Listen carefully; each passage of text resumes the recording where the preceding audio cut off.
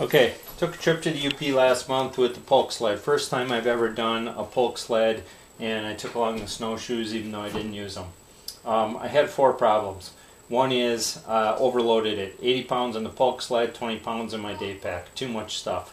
I did have some that was for the dog gear, but just too much stuff.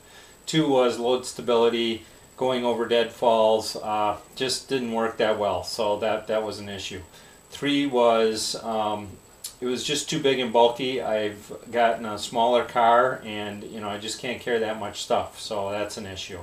And 4 is the weather. Even in the upper Midwest, you never know if there's going to be snow or not snow, whether you're getting a hot tent. Going to Pennsylvania next month, I don't know what the weather's going to be there. To me, 35 and below, I want a hot tent, especially in that snow sleet stuff. That's nasty.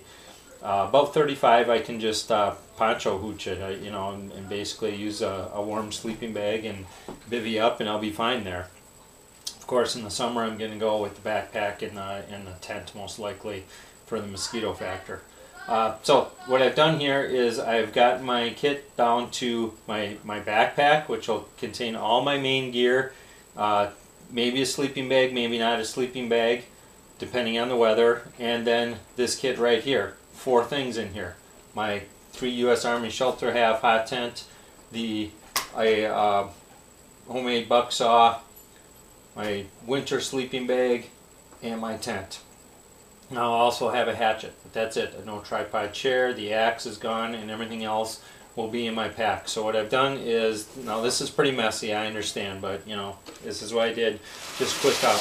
I took a kid's sled, one of these little toboggan sleds, put a piece of PVC, pop riveted it up there, pop riveted a 1/2-inch piece of PVC there, so I got kind of a frame. Now I didn't put anything along the side. I could, but I just haven't done that. Tied it all down pretty sloppily. Now this is 33 pounds. Again, only 4 items. It solves all my problems other than load stability. This is still going to be an unstable load. I understand that, but if I'm on relatively flat terrain, it's going to be okay. Again, my 1/2-inch PVC with some wood dowels on there. This works. It fits in my car. I can roll this whole thing up. I can decide whether I'm going to take the backpack only or the backpack with the hot tent. So if it's 35 and below, this is going to work for me in relatively moderate terrain. I also have my jury rig British harness here with my belt, and that just goes on here. Now this doesn't work great for backing up. There's still a little slap in the system, but it'll work.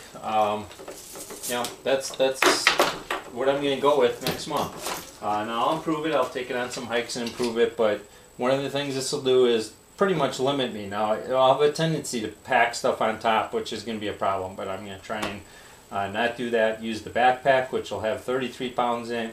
This will have 30 pounds. That's still 63 pounds. A lot of people say it's way too much gear, but I like to be comfortable. So that's the way it's going to go. Thanks for watching. Okay, here we all packed up. Still a lot of gear, but it's winter. Trekking poles, pulk sled poles, sleeping pad, Kelty Red Wing pack with all my gear, 33 pounds. Here's the sled, all rolled up, nice and small, which I'm very proud of. Here's the winter hot tent gear. Got the buck saw, got an extra sleeping pad for the dog, got the harness. That's it. So I got basically 1, 2, 3, 4, 5, 6 items. And I'm set. I mean, I'm set down to about 5 or 10 degrees above zero.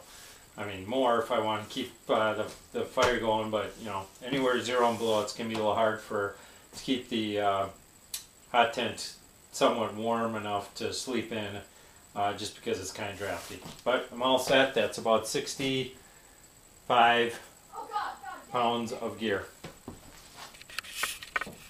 including food and water.